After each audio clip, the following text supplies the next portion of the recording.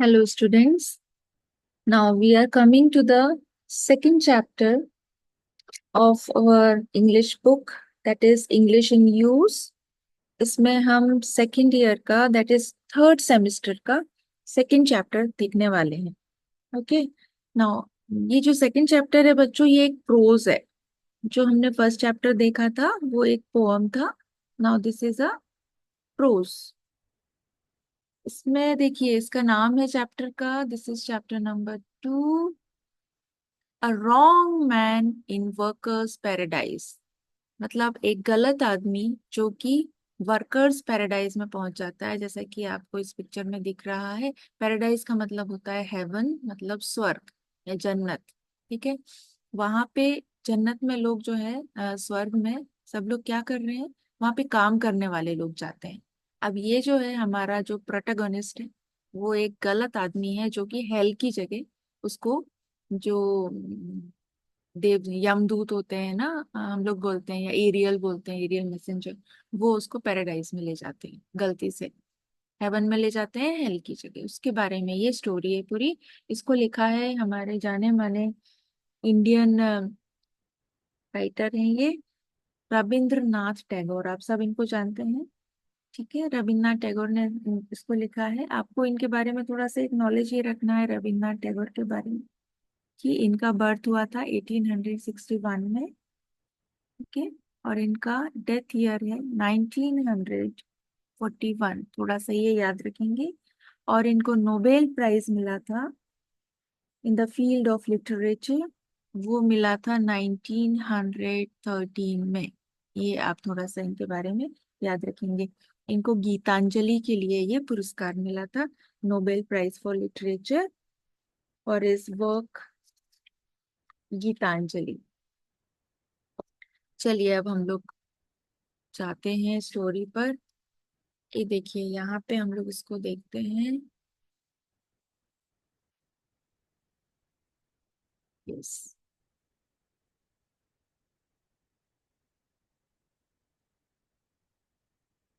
ये समरी पर हम आते हैं पहले. जैसे कि आपको पिक्चर में दिख रहा है, ये एक पेंटर की कहानी है. ओके. तो in this story Rabindranath Tagore is telling us about a man who did not do any useful work. ठीक है. एक अभी अर्थ की स्टोरी चल रही है. अभी वो आदमी एज अ पेंटर है, एक जमीन पर है. वो अनएम्प्लॉयड पर्सन है, यूजलेस पर्सन है.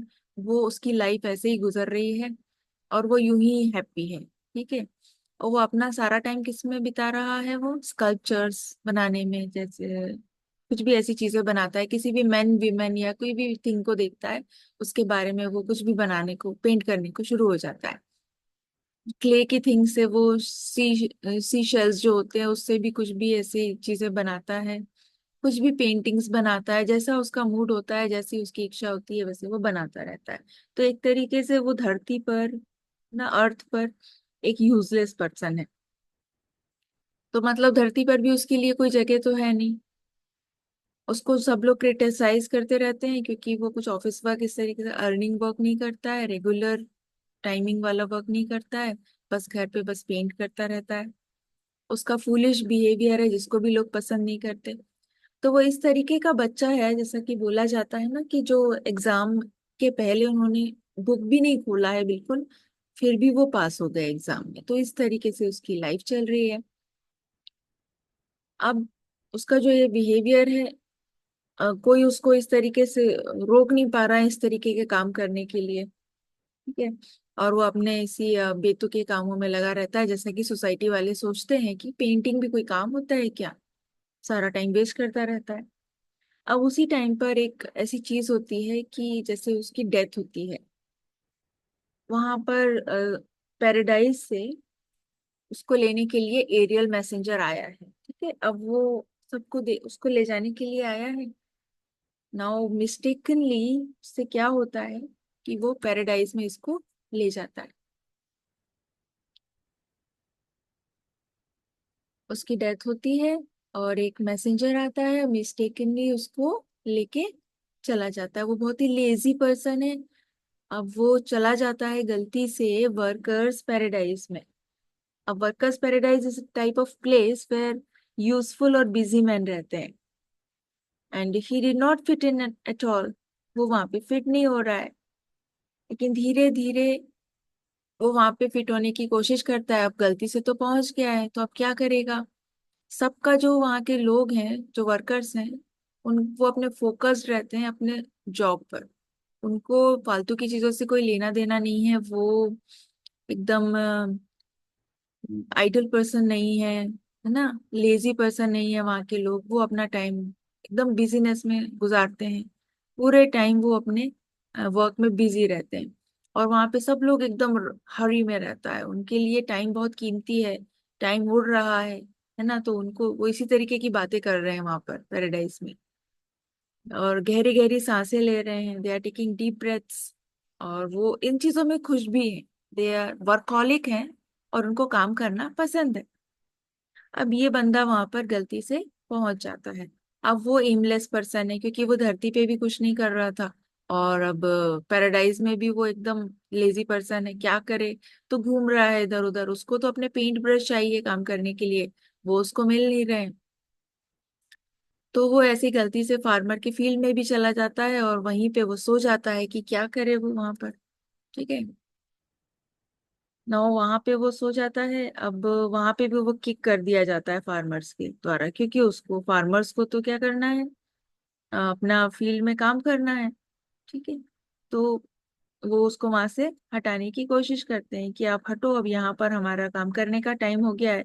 तो वो वहां पे भी नहीं रह पा रहा है। बिजी फार्मर्स हैं, तो उनको डिस्टरबेंस नहीं चाहिए, तो उसको पुश कर देते हैं वहां से। अब वो जाके क्या करता है, फिर एक झील के किनारे जाके खड़ा हो जाता है।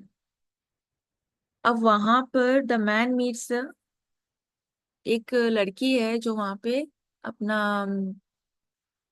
पानी भरने के लिए आती है। ठीक है, अपना एक पिक्चर लेकर आती है। Picture is a type of pot जिसमें पानी भर के ले जाती है वो। उसका ये टास्क है, उसका ये काम है।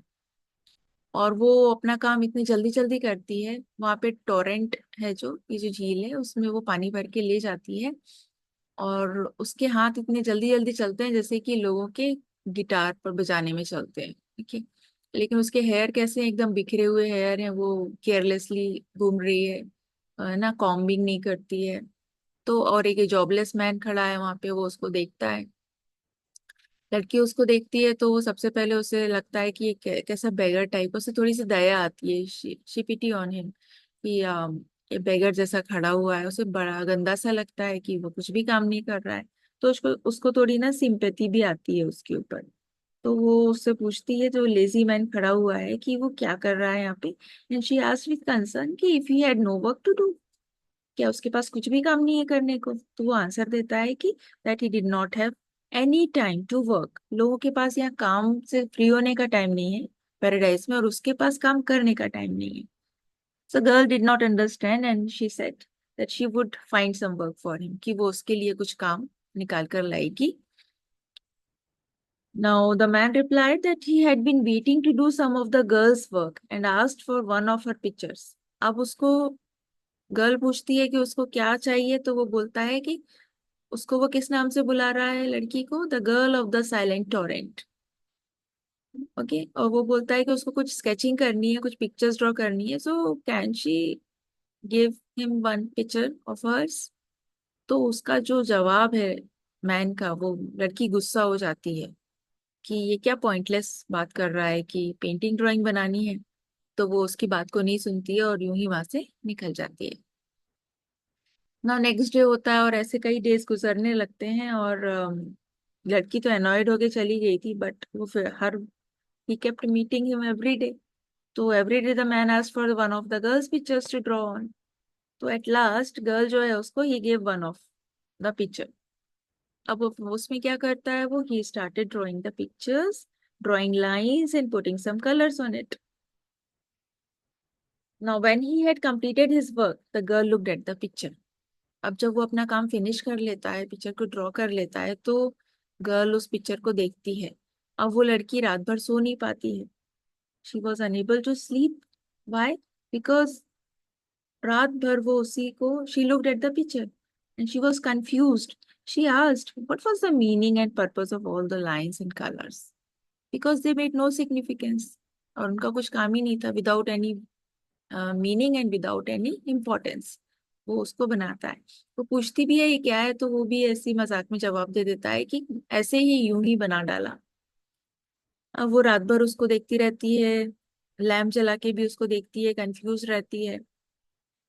अब नेक्स्ट बार क्या होता है, next day she was less hurried. जब लड़की नेक्स्ट डे जाती है तो अब उसको कोई जल्दी नहीं है, जिस तरीके से जल्दी जल्दी वो अपना पिक्चर से पानी भर के ले जा रही थी।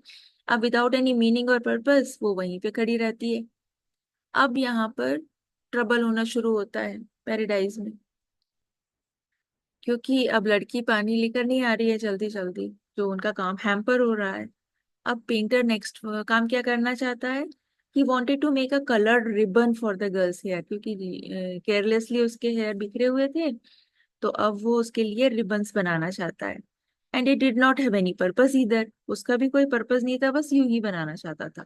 Bright colour ribbons were made and the busy girl had to spend a lot of time.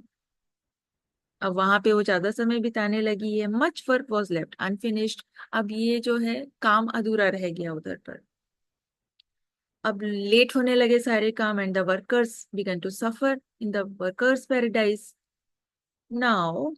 अब ये जो पहले formerly the active people were there, अब नाउ दे बिकम लेजी। ठीक है, वहां के लोग जो पहले बिजी रहा करते थे अब वो लेजी बनना शुरू हो गए।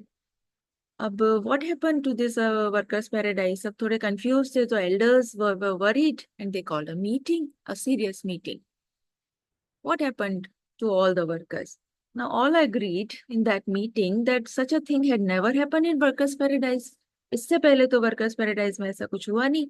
तो एरियल मैसेंजर थोड़ा घबराया and he was in a hurry and he confessed there that he had brought a wrong man into this paradise who has caused all these things, कि वो गलती से एक गलत पर्सन को लेकर आ गया है इस पैराडाइज में, जिसको हेल में होना चाहिए वो हेवन में आ गया है।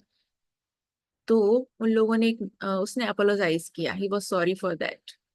ना उस मैन को बुलाया जाता है, the man was summoned by the elders उसको बुलाते हैं, the man was called for and when he came the elders saw his fantastic dress, his strange brushes and paints.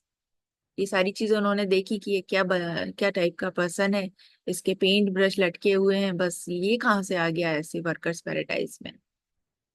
अब उन्होंने इंस्ट्रक्ट किया उसको कि इसको राइट नाउ पैराडाइज को छोड़कर जाना, क्योंकि ये पैराडाइज के लिए नहीं बना है। तो उनका जो प्रेसिडेंट था उसने कहा कि इसको यहाँ से जाना पड़ेगा, because this was not a place for the people like him. And the man was relieved, उसने अपनी थिंग्स को गैदर किया। एंड अब वो वहां से अकेला नहीं जा रहा था, because the girl was ready to go with him. वो जो the girl of the silent torrent थी वो भी उसके साथ जाने को रेडी हो गई। अब इस तरीके की चीज उस पैराडाइज में बिल्कुल नहीं हुई थी। ये फर्स्ट टाइम ऐसा हो रहा था कि without any purpose, without any meaning, she was going with him to the hell. Everyone was shocked in that paradise, so both of them left. उन दोनों को एरियल ले जाता है, और वो इस बार लड़का रॉन्ग मैन अकेला नहीं जा रहा है, उसके साथ the girl of the silent Torrent भी साथ में जा रही है। So through this story, Rabindranath Tagore explains us that although art may seem useless, it is essential to life. भले ही हमको ऐसा लगता है कि आर्ट किसी काम की चीज नहीं है, ये ड्राइंग पेंटिंग, लेकिन फिर भी वो कुछ लोगों के लिए वो बहुत जरूरी भी होती है। Because art brightens up daily lifes, art जो है हमारी रोजमर्रा की जिंदगी को खुशहाल बनाता है, इंटरेस्टिंग बनाता है। And so we must find a balance between the useful work that is necessary for us to survive and art which is important for us and for our happiness। इसीलिए हमको दोनों चीजों को बराबर बैलेंस बना के चलना चाहिए लाइफ में, और दोनों को प्लेस देना चाहिए हमारी लाइफ में। एक तो हम जो इम्पोर्टेंट वर्क करते हैं लाइफ में वो भी सरवाइव करने के लिए वो भी जरूरी है, एंड आर्ट भी जरूरी है हमको हैप्पीनेस देने के लिए, क्योंकि खुशी वो ही चीज देती है जो हमारी एक एक्स्ट्रा हॉबी होती है, तो उसको भी हमको संभाल के रखना चाहिए और उसका भी ख्याल रखना चाहिए। Now coming to the question answers, this is comprehension number 1 and comprehension number 2। ठीक है, ये थोड़े स्मॉल आंसर्स हैं और ये लार्ज लॉन्ग आंसर्स हैं। इसके आपको यहाँ पे आंसर्स मिलेंगे। This is comprehension number 1। What sort of things is the man do on the earth? धरती पर वो आदमी क्या काम करता था? Man is that person, okay, जो इसमें जिक्र हुआ है जिसका। कॉमन मैन की बात नहीं हुई है, उसकी बात हुई है, पेंटर की बात हुई है। तो वो क्या काम करता था अर्थ पर? स्कल्पचर्स बनाता था, स्ट्रेंज अर्थन पॉट्स बनाता था, सी शेल्स को यूज करके बनाता था। Second question, what was the mistake of the Ariel messenger? Ariel messenger ने क्या गलती कर दी थी? वो गलती से रॉन्ग मैन को लेकर आ गया था workers paradise. Third question, how do people in workers paradise spend their time? कैसे बिताते थे वर्कर्स पैराडाइज के लोग? They were very busy, busy manner के लोग थे, लेजी नहीं थे, आइडल नहीं थे, और हैप्पी रहते थे बिजी रहकर। Fourth question, why did the man not fit in with others in the workers paradise? वो पर्सन क्यों नहीं फिट हुआ इन लोगों के साथ? बिकॉज प्लैनेट अर्थ पे तो वो ऐसे ही जिंदगी बिताता था विदाउट एनी वर्क, इसीलिए वहां फिट नहीं हुआ जहाँ पे लोग काम कर रहे थे। Question number 5, how is the girl described? कैसे उस लड़की को डिस्क्राइब किया गया है? वो बहुत एक्टिव थी, जल्दी जल्दी चलती थी, रैपिड मूवमेंट थे उसके, स्किल्ड हैंड थे, जैसे कि गिटार पर स्ट्रिंग्स चलती हैं वैसे उसका स्पीड था, हेयर केयरलेसली उसके थे, और उसके थोड़े से हेयर उसके फोrehead पर भी आ जाते थे और उसकी आंखों तक पहुंच जाते थे। तो इस तरीके से गर्ल को उसमें डिस्क्राइब किया है, आपको वैसे ही उसमें इसको लिखना है। Now six question, what was the girls initial impression of the man? Girl का फर्स्ट इंप्रेशन क्या था उस मैन को देखकर, कि उसको दया आई उस पर, और किस तरीके का बेगर टाइप का पर्सन है ऐसा उसने सोचा, जिसके पास कुछ काम ही नहीं है करने को। Now what did the girl do after taking home the painted picture? क्या किया लड़की ने जब वो उस पिक्चर को लेकर गई, पेंट किया हुआ उसको? वो दोनों तरफ से, चारों एंगल से उसको देखने लगी, ऑब्जर्व करने लगी। रात को भी वो उसको एग्जामिन करती थी, और लाइट ऑफ द लैम्प में भी उसको देखा करती थी। ओके, तो डे एंड नाइट वो उसको ऑब्जर्व करती रहती थी कि what is this. Then what is the effect of the man's creation on the girl and others in the workers paradise? क्या असर हुआ उसकी क्रिएशन का लड़की पर और बाकी लोगों पर, कि सब लोग अपना टाइम उसकी चीजों को देखने में बिताने लगे, और सभी लोग का काम अधूरा छूटने लगा। धीरे धीरे ग्रेजुअली क्या हुआ, सबके काम सफर होने लगे, और जो एक्टिव थे वो लेजी हो गए और अपना प्रेशियस टाइम अननेसेसरी थिंग्स पे बिताने लगे, जैसे कि पेंटिंग और sculpture banana. Now what was the decision taken by the elders? Were they justified? Elders ने क्या डिसीजन लिया? They said that this is not the right place for that person, और उसको यहाँ से जाना पड़ेगा, ये डिसीजन लिया गया। और उन्होंने जस्टिफाई ऐसे किया कि इस तरीके के लोगों के लिए ये जगह नहीं है। What was the man's reaction to the elders decision? अब उस पेंटर का क्या डिसीजन रिएक्शन हुआ उनके एल्डर्स के डिसीजन पे? He was very happy, he was in fact relieved. उसे बड़ी राहत महसूस हुई कि चलो अब मुझे जाने को मिलेगा यहाँ से, वर्कर्स पैराडाइज से। So this is the answer. Now you have to give the answers in English only, okay? nobody will use Hindi while writing the answers. This is comprehension number 2. The man indulged in mad whims and wasted his time painting. From whose point of view these terms used? What is the author's attitude towards a man and his preoccupations? तो mad किसके लिए, wasted किसके लिए use किया गया है? कि वो यूजफुलनेस का काम नहीं था और वो उसको ऐसे ही यूज करता था, इसलिए ये सब पागल और इस तरीके के वर्ड यूज किए गए हैं। The author indirectly likes the man for his doing something for his pleasure. लेकिन हमारे ऑथर का एटीट्यूड क्या है उसके लिए, कि वो एक काम का ही व्यक्ति था, कोई ऐसा लेजी नहीं था एक्चुअल में वो, क्योंकि वो अपनी खुशी के लिए कुछ काम करता था। Explain the gradual changes that comes in the girls attitude towards the man. Girls के एटीट्यूड में मैन से मिलने के बाद क्या चेंजेस आए धीरे धीरे, उसको बताना है। कि इनिशियली जो लड़की थी वो तो उससे परेशान हो गई थी, पहले अनॉयड थी, और उसने कहा था कि वो अपना पिक्चर उसको नहीं देगी, लेकिन धीरे धीरे उससे इम्प्रेस हो गई और उसने उसका पिक्चर दिया बनाने के लिए, ड्राइंग, और धीरे धीरे इंटरेस्ट लेना शुरू किया, without any meaning and without any purpose. और उसके बाद उसने अपने बालों के लिए रिबन भी बनवाए उससे। और जो बिजी गर्ल थी वो धीरे धीरे उसकी पेंटिंग और उसके आर्ट को एडमायर करने लगी और एंजॉय भी करने लगी, और उसको भी उन चीजों में खुशी मिलने लगी। This is the answer.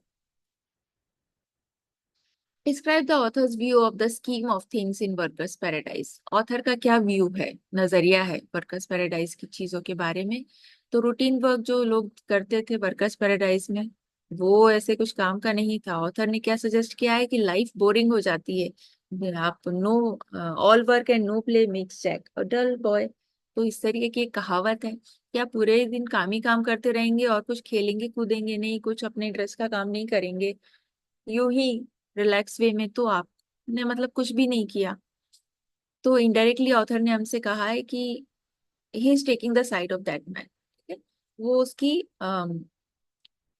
उसका उसकी थोड़ी सी साइड भी ले रहे हैं, उस पर्सन की उसकी साइड ले रहे हैं कि हमको कभी कभी ऐसे काम भी करना चाहिए जो बिना किसी मतलब के भी हों। ठीक है, हमेशा ही डेली रूटीन के काम से हटके भी थोड़ा सा हमको दूसरा काम भी करना चाहिए।